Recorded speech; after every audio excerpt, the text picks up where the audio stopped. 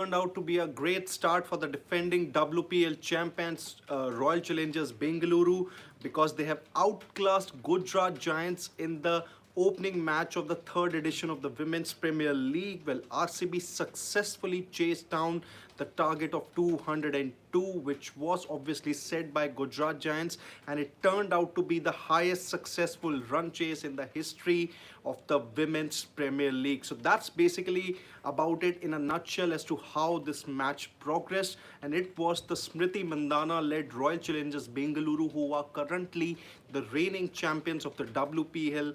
They beat Gujarat Giants by 6 wickets in the opening match of the third edition of the Women's Premier League. So let me just tell you a bit about how this match really panned out. It was Gujarat Giants who actually batted first, and under the leadership of Ashley Gardner, they went on to score 201, which was obviously a humongous total.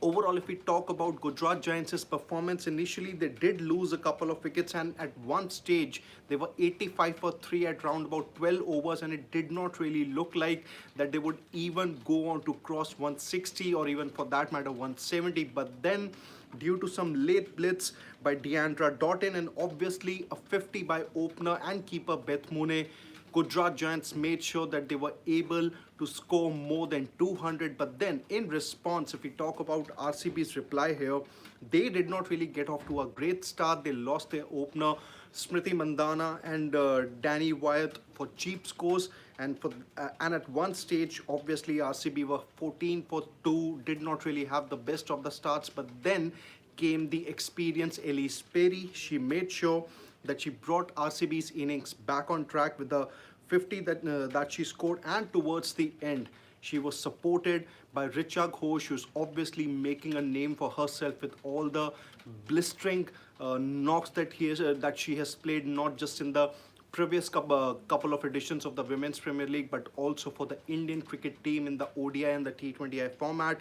She scored an unbeaten 64 of just 27 balls, and a knock was full of 7 fours and 4 sixes here, and with some support from Kanika Ahuja, who came out to bat at number 6. She scored 30 of just 13 balls. RCB got over the line with 9 balls to spare.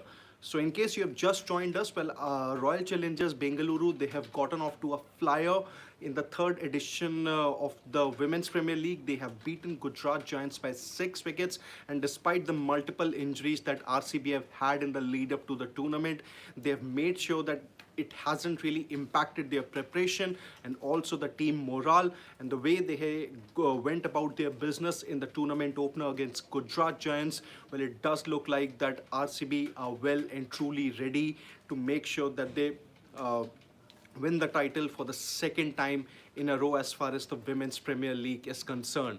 Now, the second match of WPL is going to be between Mumbai Indians, who obviously are the inaugural WPL champions, and the two-time finalist Delhi Capitals.